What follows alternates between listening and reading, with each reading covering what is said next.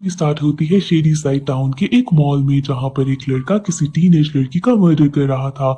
मरने से पहले उस लड़की ने पुलिस को कॉल कर दी थी, इसीलिए एक ऑफिसर वहां आता है और उस लड़के को गोली मार देता है। पता चलता है कि शेडी साइड के लिए तो ये बात बहुत ही ज्यादा कॉमन है, क्योंकि हर साल के बाद यहाँ पर एक सीरियल किलर पैदा होता है जो कि लोगों को ऐसे ही मर्डर करता है। और इसी रीजन की वजह से शेडी साइड को यूएस का किलर कैपिटल भी कहा जाता था।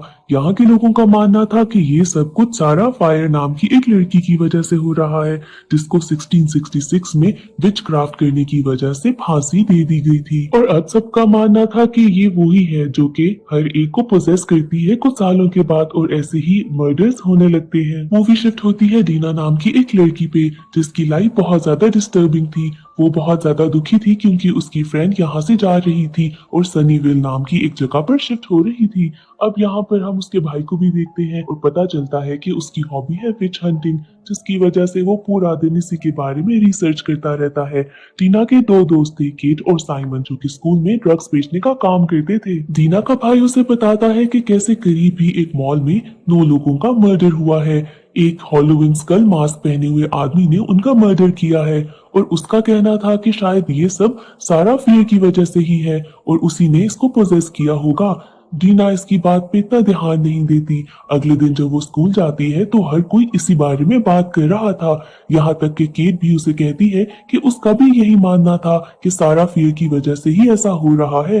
पर यहाँ पर डीना बिल्कुल नहीं मानती और वो कहती है कि कोई अपनी जिंदगी से बहुत तंग आया है और इसीलिए बस ये सब कर रहा है। रात होती है तो शेडी साइड और सनीविल के लोग एक साथ इकट्ठे होते हैं, क्योंकि ये उन्हीं लोगों की डेथ के लिए एक सेरेमनी कर रहे थे। यहाँ पर डीना अपनी फ्रेंड सैम को देखती है, जो कि अपने बॉयफ्रेंड के साथ बहुत क्लोज हो रही थी। इसको देखकर डीना को बहुत गुस्सा आता है और वो यहाँ से चली जाती है। सैम उसके पास आती है तो यहाँ पर डीना उससे लड़ने लगती है और उसको उसकी सारी चीजें वापस कर देती है। अब इन दोनों की लड़ाई होती है और दूसरी तरफ हम देखते हैं कि दोनों जगह के लोग, यानी कि शेडी साइड और सनीविल के लोगों की आपस में लड़ाई हो रही है। पता चलता है कि ये दोनों जगह पहले एक ही थी, पर इनकी यूनियन टूट गया था। ये लोग जब यहाँ से वापस जा रहे थे तो डीना की बस का पीछा करने लगते हैं सैम और उसके दोस्त। यहाँ पर वो उसकी बस के ऊपर ड्रिंक्स और पानी भी फेंकते हैं। इसको देखकर डीना को बहुत गुस्सा आता है और वो केट से कहती है कि हम भी ऐसा ही करेंगे। ये लोग एक टब में पानी भरते हैं और प्लान करते हैं कि सैम की गाड़ी में पानी फेंकेंगे। अब यहाँ पर अचानक से डीना की नाक से खून निकलने लगता है और यहाँ पर अचानक से वो बकेट सैम की गाड़ी पर जाकर लगती है, जिसकी वजह से उनकी कार का एक्सीडेंट हो जाता है। इन सब लोगों को छोटी छोटी सी चोटें आती हैं। सैम जब गाड़ी से बाहर निकलती है तो उसके नाक से खून निकलने लगता है और इसको यहाँ पर सारा फियर का एक इमेज दिखाई देता है। डीना यहाँ पर सैम के पास आती है और उससे पूछती है कि क्या तुम्हें कुछ नजर आया। अब इतनी देर में वहां पर एक ऑफिसर भी आ जाता है। सारे स्टूडेंट्स यही कहते हैं कि ये तो बस एक एक्सीडेंट था और कुछ भी नहीं। सैम का बॉयफ्रेंड यहाँ पर डीना के पास आता है और उसे कहता है कि मैं तुम्हें इस हरकत के लिए छोड़ूंगा नहीं। इसके बाद डीना घर जाती है तो रात को वो देखती है कि घर के बाहर एक स्कल मास्क पहना हुआ आदमी खड़ा है।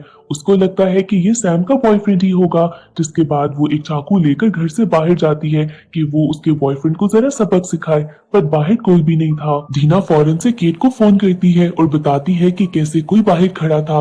इतनी ही देर में केट और साइमन को अपने घर के लिविंग रूम में से कोई आवाज आती है। जब वो जाकर देखते हैं तो एक स्कल मास्क पहना हुआ आदमी चीजों को यहाँ वहां कर रहा था।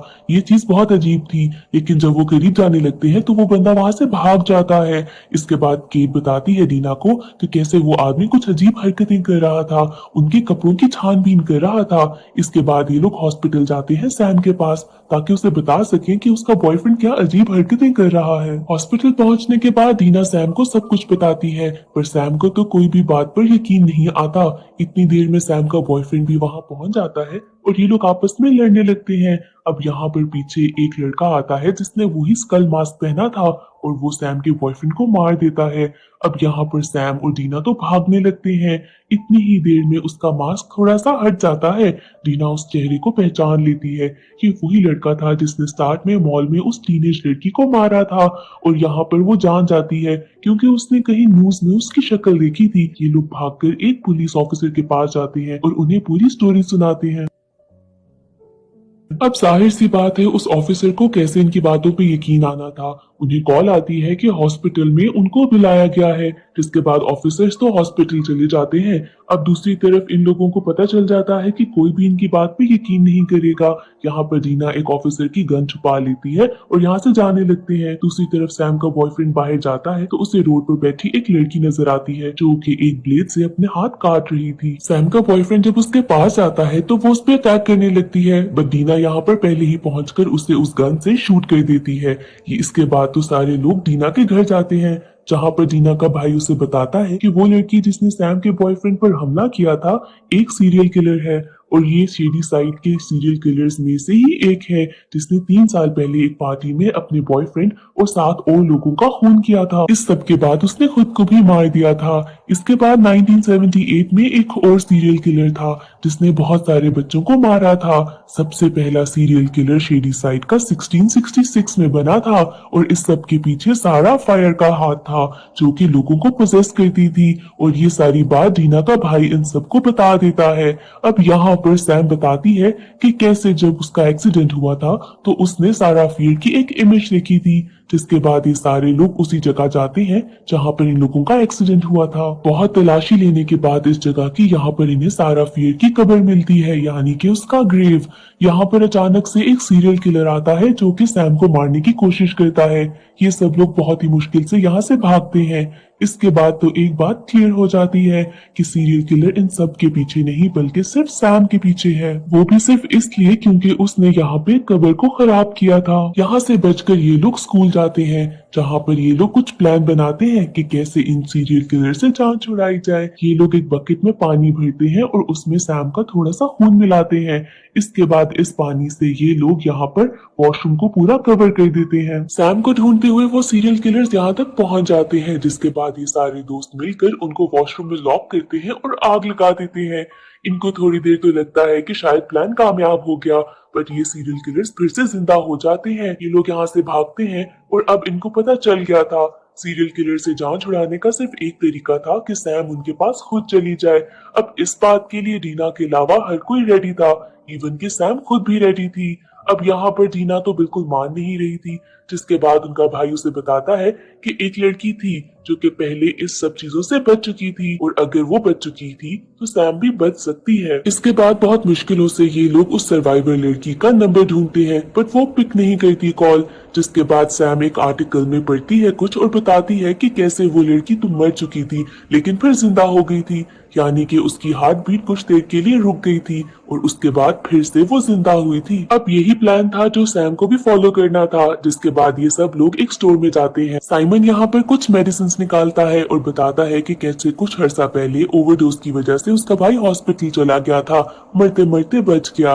इसके बाद केट उन मेडिसिन को अलग अलग ग्रुप में डिवाइड करती है और बताती है कि पहली कुछ मेडिसिन लेने से तुम्हें कुछ हल्का हल्का सा दर्द होगा, सेकेंड डोज लेने के बाद तुम्हारी तबीयत खराब हो जाएगी। केट साथ ये भी बताती है कि अगर थर्ड और सेकेंड डोज के बीच में 5 मिनट्स का गैप ना आया तो यहाँ पर तो इनकी कहानी खत्म हो जाएगी। अब ऐसा ही होता है और सैम मेडिसिन लेना स्टार्ट कर देती है। इतनी ही देर में वहां पर सीरियल किलर्स भी पहुंच जाते हैं, जिसके बाद पहले तो वो केट को मार देते हैं और सेकंड वो साइमन को भी मार देते हैं। अब थर्ड बारी थी डीना के भाई की। मेडिसिन लेने की वजह से सैम की तबीयत बहुत खराब हो रही थी। अब डीना यहाँ पर उसका मुंह पानी में डालती है ताकि उसकी सांस रुक जाए, और यहाँ पर ऐसे ही जैसे उसकी सांस रुकती है सारे सीरियल किलर्स गायब हो जाते हैं। इसके बाद ये लोग दीना के घर जाते हैं, जहाँ पर उनको उस सर्वाइवर की कॉल आती है। वो लड़की इनको बताती है कि कैसे ये सब कुछ कभी भी खत्म नहीं होगा और सारा इनको कभी भी पीछा नहीं छोड़ेगी, क्योंकि वो अपनी मर्जी से लोगों को चूज करती है और अपनी मर्जी से ही उनकी जान छोड़ती है। इसके बाद एक वॉल नजर आती है जिसपे सारे सीरियल किलर्स के नाम लगे थे और एंड में यहाँ पर सैम का नाम भी था। यहाँ पर अचानक से सैम आती है और वो डीना के ऊपर हमला करती है। बहुत ही मुश्किलों से डीना उसको बांध देती है, जिसके बाद वो अपने भाई को जाकर बताती है कि सैम पोजेस हो चुकी है। दूसरी तरफ हम देखते हैं कि एक ऑफिसर जाता है उसी सर्वाइवर के घर में, जहाँ पर वो एक नोट छोड़ता है और उस पर लिखा था कि ये सब कुछ दोबारा से शुरू हो गया है। वो सर्वाइवर लड़की हर चीज को लॉक लगाने लगती है। इतनी ही देर में डीना और उसका भाई वहां पर पहुंच जाते हैं और उस सर्वाइवर से कहते हैं कि हमें तुम्हारी हेल्प की जरूरत है।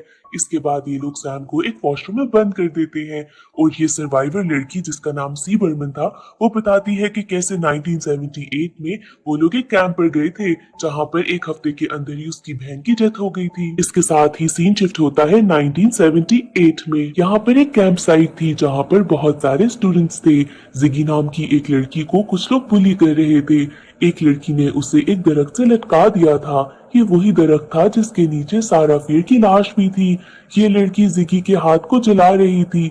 अब इतनी ही देर में वहां के कुछ और स्टूडेंट्स आते हैं और उसे मना करते हैं कि ऐसा मत करो। इसके बाद वो बताती है कि जिगी ने मेरे पैसे चुराए हैं। अब ये तो सिर्फ एक इल्जाम था। जिगी बताती है कि मैंने ऐसा कुछ भी नहीं किया। जिसके बाद यहाँ पर दूसरे स्टूडेंट्स कहते हैं कि हम इसकी पेरेंट्स को कॉल करेंगे, बट अगर हमने कॉल की तो इसका जला हुआ हाथ देखकर हमारी अपनी कंप्लेन हो जाएगी, तो हमें ऐसा नहीं करना चाहिए। जिसके बाद उसे वो दरख्त से नीचे उतार देते हैं। एक टीचर आकर सिंडी को, जो कि जिगी की बहन थी, उसको कंप्लेन करता है कि तुम दोनों को कैंप से निकाल दिया जाएगा, जिगी को संभालो क्योंकि उसने चोरी की है। दूसरी तरफ जिगी जाती है नर्स के कैबिन में जहाँ पर उसको एक बुक नजर आती है जिसपे कुछ अजीब से विच सिंबल्स थे। वहाँ पर साथ ही एक लड़की की पिक्चर भी थी और ये शेडी साइड के सीरियल किलर्स में से एक लड़की थी। सिंडी जिगी के पास आती है और उसे कहती है कि तुम्हारी वजह से हम दोनों कैंप से बाहर निकाले जाएंगे, तुम्हें संभल कर रहना होगा। इसके बाद सिंडी अपने बॉयफ्रेंड के साथ वहाँ की किचन की सफाई कर रही थी। इतनी देर में वहाँ की नर्स यहाँ आती है और सिंडी के बॉयफ्रेंड को पकड़ कर कहती है कि तुम यहाँ के सीरियल किलर हो और तुम्हें मारना चाहिए। इतनी देर में सिंडी उस पर हमला करती है और अपने बॉयफ्रेंड को बचा लेती है। अब अगले दिन वहां की नर्स को वहां से ले जाया जाता है क्योंकि वो जख्मी हो गई थी। अब यहाँ पर कुछ समझ नहीं आता क्योंकि सिंडी के दिमाग में तो यही बात थी कि उस नर्स ने ऐसा क्यों कहा है। जिसके बाद वो अपने बॉयफ्रेंड के साथ मिलकर उसके कैबिन में जाती है जहां पर उसे बहुत ही अजीब किस्म की बुक्स नजर आती है जिसमें उन्हें पता चलता है सारा फियर की कहानी। सारा फियर ने डेविल के साथ एक डील की थी। वो हमेशा के लिए इटर्नल यानी जिंदा रहना चाहती थी, जिसकी वजह से उसने अपना हाथ काट कर बलि में दे दिया था। जिसके बाद से ये सारा का सारा लैंड कर्स हो गया था। ये दोनों अब यहाँ पर ये चीजें पढ़ ही रहे थे कि सिंडी के दोस्त यहाँ आ जाते हैं और बुक छीनकर पढ़ने लगते हैं। उस बुक में लिखा था कि अगर इस कर्ज को खत्म करना है तो सारा फियर का हाथ उसकी बॉडी के साथ दोबारा जोड़ना होगा। इसके साथ ही वहां पर एक मैप भी था और वो एरिया था इस कैंप साइट का ही। उस मैप पर एक एक्स का निशान भी था। अब इसके बाद ये सब लोग वहां पर जाते हैं और वहां पर उन्हें एक टनल भी मिलता है जिसके अंदर जाने के बाद वहां पर एक विच क्राफ्ट का साइन भी था और साथ ही एक दीवार भी थी जिस पर शेडी साइड के सारे सीरियल किलर्स के नाम लिखे थे और सबसे लास्ट में था सिंडी के बॉयफ्रेंड का नाम। इसके साथ ही सिंडी और सिंडी के दोस्तों को समझ आ जाती है कि वो नर्स उसका हाथ ढूंढना चाहती थी। जिसके बाद उसने वॉल पे देख लिया था सिंडी के बॉयफ्रेंड का नाम और इसी वजह से वो उसके बॉयफ्रेंड को भी मारना चाहती थी। अब इतनी ही देर में सिंडी का बॉयफ्रेंड एक दोस्त को मार देता है। जिसके बाद सिंडी और उसकी दोस्त यहाँ से भागने लगती हैं। सिंडी उसे कहती है कि हमें यहाँ से निकलना होगा क्योंकि बाकी सारे बच्चों की भी जान खतरे में है। दूसरी तरफ हम देखते हैं कि अभी भी जिगी बुली हो रही थी क्योंकि उसने किसी का रूम खराब किया था। अब यहाँ पर जिगी उस बिल्ली को वॉशरूम में बंद कर देती है जिसके बाद वो अपने फ्रेंड के साथ बाहर जाती है। अचानक से काफी बच्चों की चीखने की आवाज आती है। जब ये लोग जाकर देखते हैं तो इन्हें पता चलता है कि सिंडी के बॉयफ्रेंड ने यहाँ पर एक बच्चे को मार दिया है। सिंडी का बॉयफ्रेंड सारे बच्चों को लेकर एक हॉल में जमा कर रहा था। दूसरी तरफ सिंडी अपनी दोस्त के साथ उस टनल से निकलने की कोशिश कर रही थी। ये लोग बुक में देखते हैं तो उन्हें पता चलता है कि ये टनल विच क्राफ्ट के साइन की तरह का है और अब इसको फॉलो करते हुए वो बाहर जाने की कोशिश करते हैं। अचानक से उनको कुछ अजीब सी आवाज आती है और वो देखते हैं कि वहां जमीन पर कुछ अजीब सी चीज पड़ी है जो कि एक दिल की तरह धड़क रही है। सिंडी की फ्रेंड का हाथ गलती से इस धड़कते हुए दिल को लग जाता है जिसके बाद उसे अचानक से बहुत सारे फ्लैशबैक्स आते हैं और वो सारे थे शेडी साइड के सीरियल किलर्स के। जिसके बाद वो बहुत ज्यादा घबराती है और यहाँ वहां भागने लग जाती है और ऐसे ही उसका पाँव टूट जाता है। इसके बाद वो सिंडी से कहती है कि तुम्हें यहाँ से चले जाना होगा, किसी भी तरीके से खुद को बचा लो। ये लोग थोड़ा यहाँ वहां चलते हैं तो उन्हें अजीब सी स्मेल आती है और सिंडी समझ आती है कि वो लोग कैंप के वॉशरूम के पास हैं। अब यहाँ पर दूसरी तरफ जिगी को याद आता है कि उसने अभी भी बुली को वॉशरूम में बंद किया है और उसे जाकर निकाल देना चाहिए। जब वो वॉशरूम में जाती है तो उसे सिंडी की चिल्लाने की आवाज आती है और यहाँ पर वो मदद करके सिंडी को निकालने की कोशिश करती है। इससे पहले कि जिगी सिंडी को बाहर निकालती, वहां पर सिंडी का बॉयफ्रेंड यानी कि सीरियल किलर आ जाता है जो कि पोजेस था। यहाँ पर जिगी भागती है और अपने फ्रेंड के साथ जाकर छुप जाती है। दूसरी तरफ सिंडी अभी भी टनल में फंसी हुई थी। उसकी फ्रेंड बुक को पढ़ती है तो बताती है कि एक और रास्ता भी है जो कि कैंप के हॉल में खुलता है और तुम्हें अब वहां पे चले जाना चाहिए। यहाँ पर सिंडी अपनी दोस्त को छोड़कर चली जाती है। अब अचानक से उसकी दोस्त के नाक में से खून निकलने लगता है। वो बुक पढ़ती है तो उसे पता चलता है कि नाक में से खून निकलने का मतलब ये है कि सारा फियर की स्पिरिट कहीं आसपास ही है। इससे वो अंदाजा लगाती है कि शायद उसका कटा हुआ हाथ कहीं यहीं पर होगा और वो उस कटे हुए हाथ को ढूंढने लगती है। दूसरी तरफ हम देखते हैं कि जिगी और उसके दोस्त के पास पहुंच चुका है यहाँ का सीरियल किलर और वो उनको मारने वाला है। जिगी भागती है हॉल की तरफ जहाँ पर अब सिंडी भी पहुंच चुकी थी। इससे पहले कि यहाँ का सीरियल किलर मारता जिगी को, सिंडी अपने बॉयफ्रेंड को मारकर यहाँ पर काम खत्म कर देती है। सिंडी अपनी बहन को जिंदा देखकर खुश होती है काफी और इतनी देर में उसकी फ्रेंड भी टनल से बाहर आ जाती है। वो बताती है कि उससे सारा फियर का हाथ मिल गया है, अब बस उन्हें उसकी बॉडी के साथ जोड़ना होगा।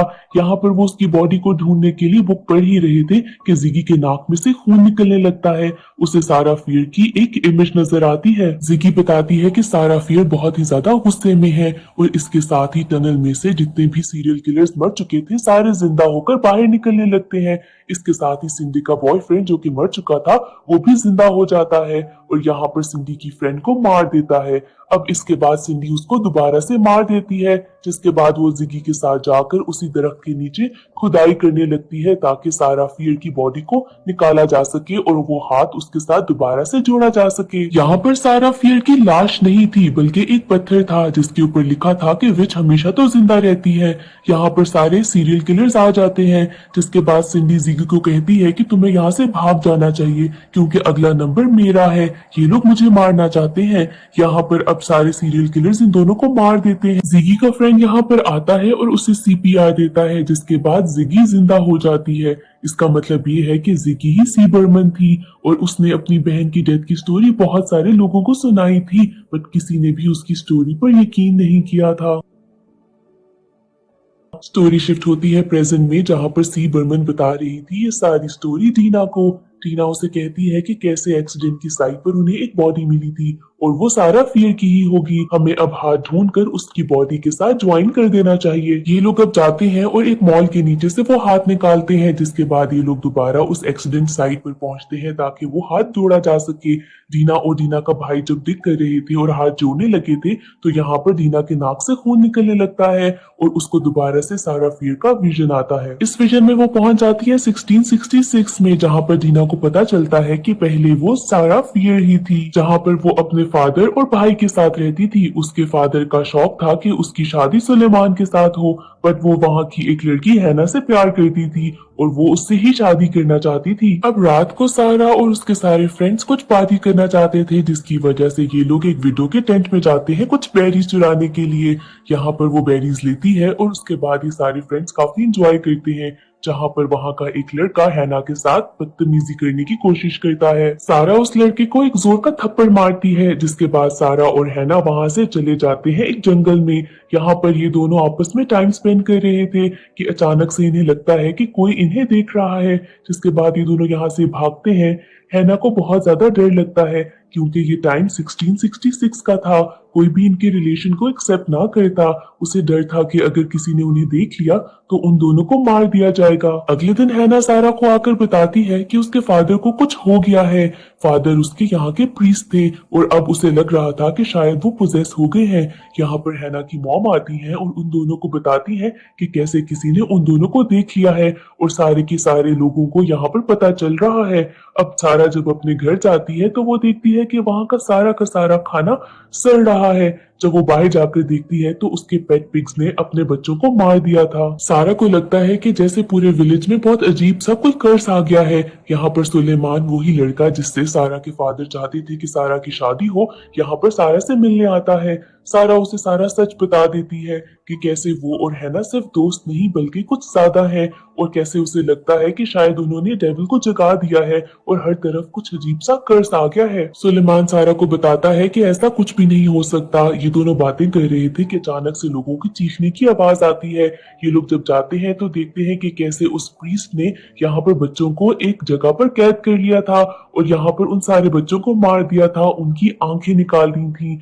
सुलेमान जब अंदर जाकर प्रीस्ट को रोकने की कोशिश करता है तो प्रीस्ट भी सारा को मारने लगता है और इसके बाद सुलेमान उस प्रीस्ट को मार देता है। अब पूरे की पूरे विलेज में ये बात फैल चुकी थी कि सारा और हैना एक साथ हैं, जिसके बाद यहाँ के लोग हैना को पकड़ कर ले जाते हैं। सारा को जब ये बात पता चलती है तो वो हैना से मिलने के लिए आती है। हैना उसे बताते हैं कि अगले ही दिन उसको फांसी होने वाली है। यहाँ पर सारा हैना को कन्विंस करने की कोशिश करती है कि शायद अब उन्हें सच में डेविल के साथ एक डील कर लेनी चाहिए ताकि उन दोनों की जान बच जाए। सारा अब उस बुक को ढूंढने के लिए उसी विडो के टेंट में जाती है, जहाँ पर वो देखती है कि वो विडो भी मर चुकी है और उसकी वो मैजिकल बुक भी गायब है।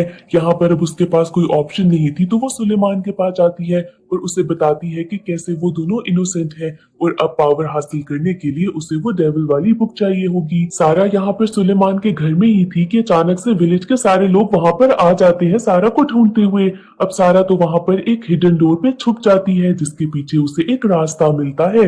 जब उस रास्ते को फॉलो करते हुए वो नीचे जाती है तो वहां पर एक विच मार्क था और वो विडो की बुक भी वहीं पर थी, जिसके बाद सारा समझ जाती है कि ये सारा काम सिर्फ किया था सुलेमान ने। यहाँ पर अब सुलेमान भी पहुंच जाता है।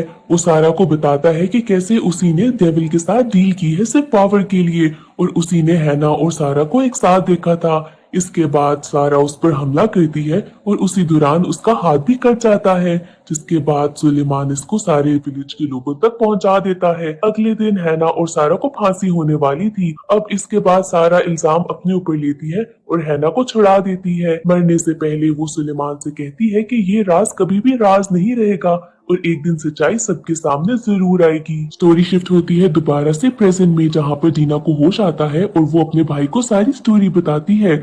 यहाँ पर अब वो पुलिस ऑफिसर भी पहुंच जाता है जिसने सी बर्मन को वो नोट भेजा था कि सारी स्टोरी फिर से शुरू होने वाली है। दीना को इस सब के बाद ये बात पता चल गई थी कि ये पुलिस ऑफिसर अटैच्ड है किसी तरीके से सुलेमान के साथ और इसी वजह से ये भी बंदा कर्स्ड है। दीना अपने भाई के साथ जाकर दोबारा सी बर्मन को सारी स्टोरी बताती है। अब सी बर्मन उससे कहती है कि मैंने तो उस पुलिस ऑफिसर को कॉल कर दी थी हेल्प के लिए। यहाँ पर दीना उसे बताती है कि कैसे वो पुलिस ऑफिसर भी कर्स्ड है। इसके बाद ये लोग मॉल जाते हैं ताकि किसी न किसी तरीके से इस सब चीजों को एंड किया जाए।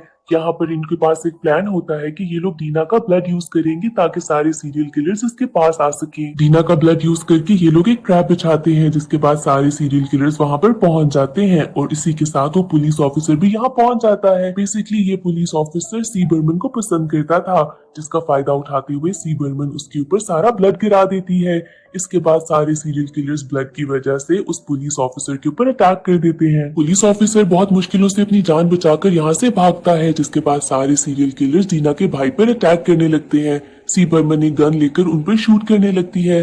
दूसरी तरफ हम देखते हैं कि सैम भी अब आजाद हो चुकी थी और वो उसी टनल में पहुंच जाती है डीना को मारने के लिए। डीना और सैम यहाँ पर लड़ रहे थे। डीना बहुत मुश्किलों से सैम को बेहोश करती है और वो पुलिस ऑफिसर भी यहाँ पर पहुंच जाता है, जिसके बाद लड़ाई में डीना वहां पे उस बड़ी सी अजीब सी दिल जैसी धड़कती हुई चीज के ऊपर उस पुलिस ऑफिसर का हाथ रख देती है, जिसके बाद उससे सारे सीरियल किलर्स की विजन्स आने लगती हैं। इतने सारे विजन्स देखकर ये पुलिस ऑफिसर डर जाता है और इसी बात का फायदा उठाते हुए यहाँ पर डीना उसे मार देती है। जैसे ही ये पुलिस ऑफिसर मरता है बाकी सारे सीरियल किलर्स भी गायब हो जाते हैं, साथ ही वो विच मार्क भी गायब हो जाता है और वहां पर वो दिल धड़कती हुई चीज भी जमीन में वापस चली जाती है। इसके बाद सैम और डीना निकलते हैं एक घर से जो कि था सुलेमान का घर। लास्ट में सी बर्मन वो डेविल बुक वापस कर देती है अपने ओरिजिनल ओनर्स को। इसके बाद सैम और डीना सारा की ग्रेव को विजिट करते हैं। इसके बाद लास्ट सीन हम देखते हैं जिसमें वो बुक फिर से गायब हो गई है और यहाँ पर ये मूवी एंड हो जाती है।